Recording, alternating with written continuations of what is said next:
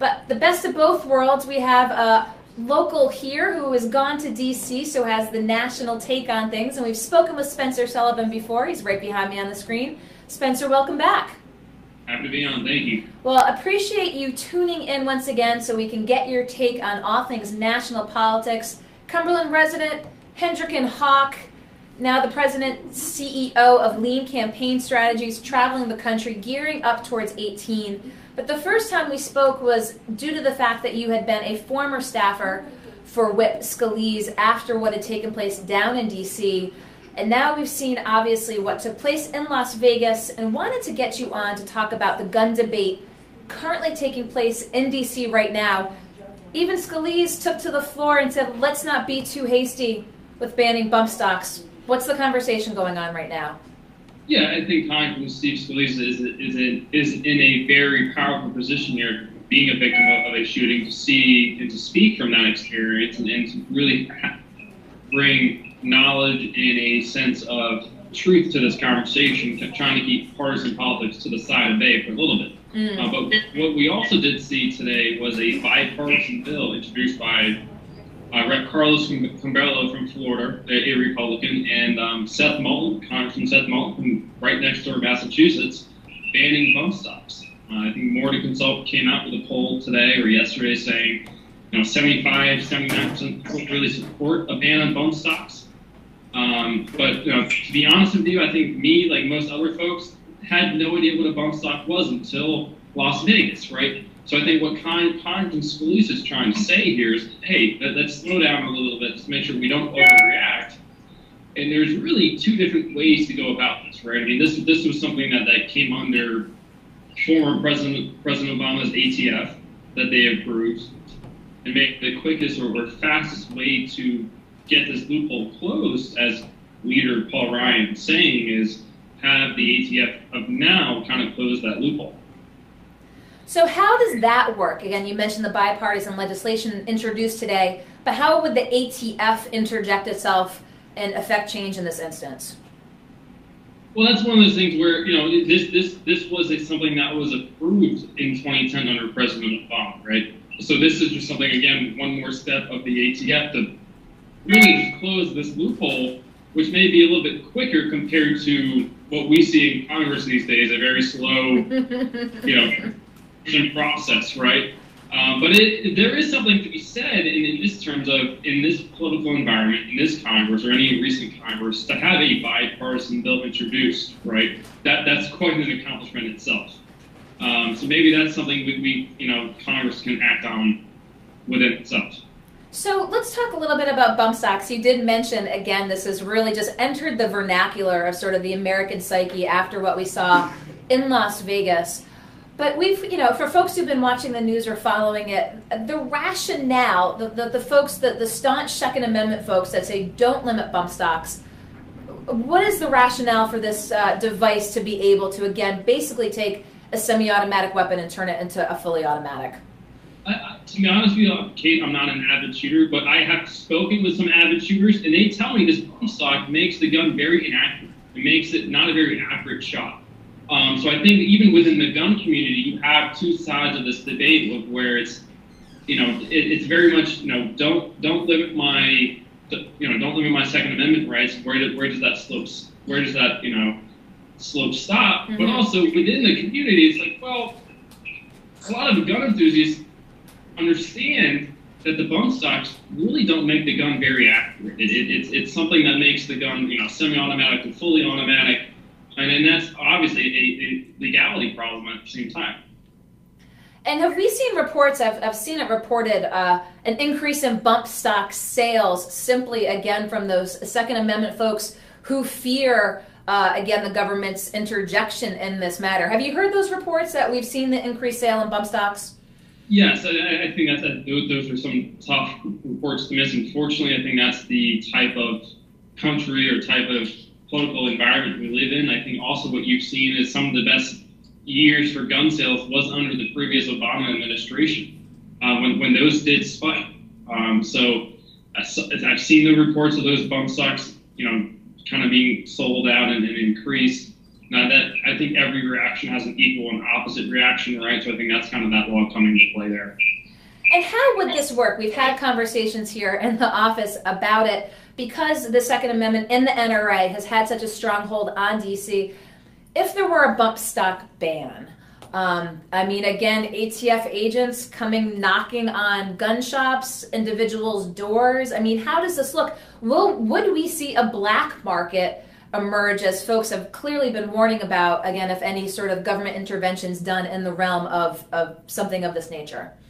Of course, I think anytime you try to ban something, I don't know how much bans work, right? I mean, you look at prohibition, you look at through the history of the world, and how often do bans actually work? But I think what you want to do here is enforce the laws. I think you want to try to make this a tougher purchase. I think what you want to do here is do more background on mental health, right? I think there's a whole bunch of other things around here, educational-wise, to prevent something like this from happening again.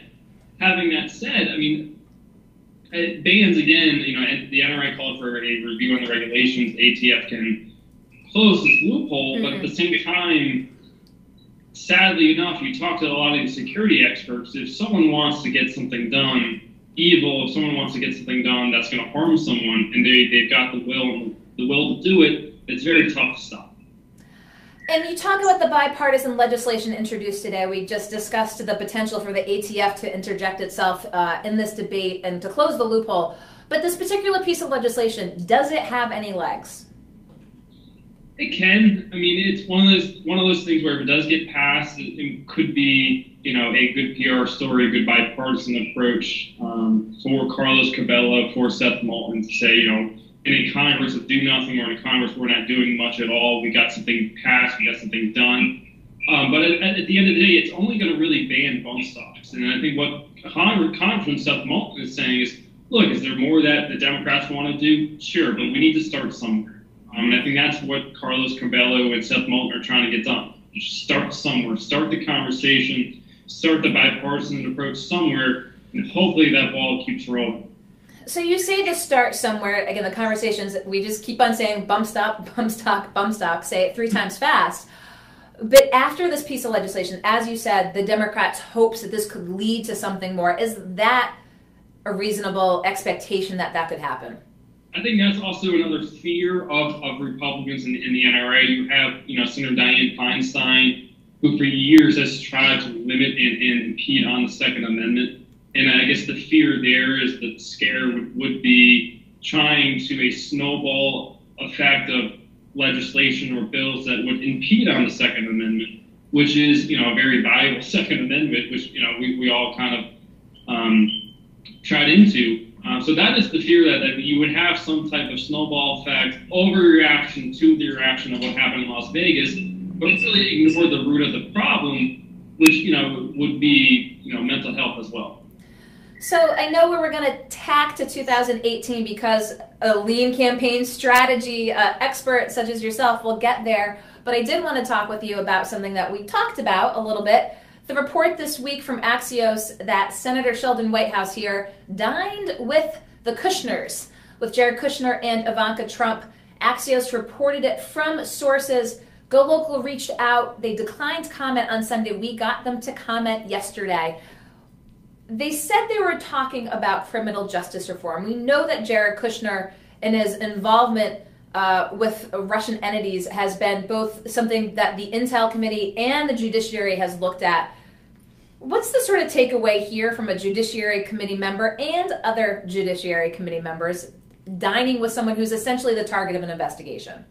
Yeah, this is quite funny. You had Senator Sheldon Whitehouse, right, a couple days ago or a couple weeks ago, complaining about the lack of transparency from this administration, the lack of transparency going on, and then you have him, who, Senator Whitehouse, who's investigating into this administration and dining with subjects of the investigation. Maybe there could have been a legitimate way there to have a bipartisan conversation, try to keep that ball rolling down the hill, but to not release that beforehand, it to me seems kind of like a political misstep, right? I mean, if we would have known anything past 2016 was that everything's going to come out. When I try to talk with my clients like crisis communications or potential crisis communications, right? Get it out the door, get it released, because There's nothing worse than you having to, say, well, we did this because of that, but if explaining that you're losing, right? So if he had to get this out the door beforehand, maybe that's a different story. But I think this is part of Senator Whitehouse liking to feel like he's a elitist, liking to feel he's part of the in crowd. And we've seen that in a couple different stories, right, with beach clubs in Rhode Island. The beach club story continues to have legs here. It seems that any story that we put on the senator, it's commented about. The Senator Sheldon White Beach House I've seen before it as well. But let's talk a little bit that as we segue into your role as a political consultant. We see it up here in Rhode Island. We see it everywhere. We have elected officials who we know, especially representatives, senators. White House is in cycle. Representatives, yes, we know every 2 years. But let's for instance, the governor up here puts her public schedule out from the official capacity as governor. We have a huge hearing last night in Barville on Invenergy here. From a campaign standpoint, she's out in Oregon giving a speech out there, not on her public schedule. Would you advise, especially even elected officials, yes, they have their official calendar of their official duties of what they might be doing in their capacity, but should they be more proactive instead of the press saying, hey, gotcha, found out you were here or found out you were there? How much should they be disclosing? I think you need to disclose, especially when there's contentious issues at home and you're out of state, across country doing something else that isn't really an official capacity, right? Especially if you've been voted or a lot of folks think you might be running for something higher in the future. So I think to cover your bases, simple politics, political campaigns, elected officials should really be doing everything as much as possible to be transparent. Because then if you are transparent, you can say, I wasn't trying to hide anything. I wasn't trying to pull a fast one. This is what I'm doing. This is why I'm doing it. Then it's not a news story. The news story is the I got you, right? I got you because you're in Oregon and, there's a contentious issue back home. But that's not an I got you moment if you just release it and be transparent about it. Well, is that sort of a part and parcel with owning up for just how much fundraising is needed to be running for offices? I'm sure if we saw any number of elected officials sort of non-official capacity time would be chock full of phone calls, fundraisers. Would that really show, just how much time an elected official / candidate is spending fundraising? Yeah, but I mean, in terms of being an elected official, you have a staff, you need to make sure that you're covering your bases, and on government time, making sure that you are doing government work, right? Now, when it's not government time or government work, yeah, I think there's a large emphasis on fundraising because then that allows you to promote the message of your good governance, right? To allow you to promote your message for your reelect, to ensure that the voters are hearing why you are the best possible pick for reelection. And speaking of which, something that happened here recently that Go Local reported on, that email that her chief of staff had sent to department directors saying, we're coming up on the 1,000 days here for the governor, you must put together a good news event, kind of towed the line in some folks' eyes of, is this kind of campaign fodder or is this really in the capacity of as an elected official? Was that a misstep to have that being put down on paper, so to speak? Should you have picked up the phone and called the department directors? Was it really towing the line? I think it's close. I think if it's towing the line, maybe a simple phone call would have sufficed. I think what a lot of folks tend to forget, and I'm still shocked at this point, where emails should be treated as official records. I mean, I was someplace very recently speaking on crisis communications and talking about email leaks in 2016 and how it's going to filter down ballot, Senate races, House races, governor races. And if it's questionable, just pick up the phone. I mean, can be considered official records, and really nothing these days are secure. I mean, anyone can get into it. You can forward it to the wrong person. Someone can reply to the wrong person. I mean, it's never ending. So if there's any question of doubt from just like campaign, political, or good government's perspective, pick up the phone. So you split time between DC, VA, inside the Beltway, and going around the country, putting together your client list, looking at 2018. What are the issues that are going to be really the deciding factors in these midterms? Yeah, I think what we're seeing here, we're still very far away. I mean, the narrative can change very quickly in this political environment. What a lot of the clients or a lot of the candidates are doing right now, just fundraising, trying to build up their war chest, trying to build up their email list, trying to make sure post Christmas, New Year holidays they can hit the ground running. And I think what it really comes down to on the Republican side is can we govern? Can we get something done, right? We've asked for the majority in the House, we asked for the majority in the Senate, and we also have the White House, right? Can we govern? And I think, obviously, at this point, that's a questionable, legitimate question. I think with a tax reform, if tax reform can get done, maybe if that gets the ball rolling for something else down the road. But if we can get tax reform done, pocketbook issues are always a big factor in any election, but especially midterm elections where there's a different turnout in terms of, first presidential elections is a big deal. But again, the issues can spin on a single event like Las Vegas, right? An issue can spin on if tax reform gets done or something comes back with healthcare or whatever it may be, right? So at this point, what Republicans are trying to do is line up the war chest. And to be honest with you, as 2018 is a pretty defensive map for the Senate Democrats. I mean, you have 25 seats they're trying to defend. 10 of those seats were won by Trump, right?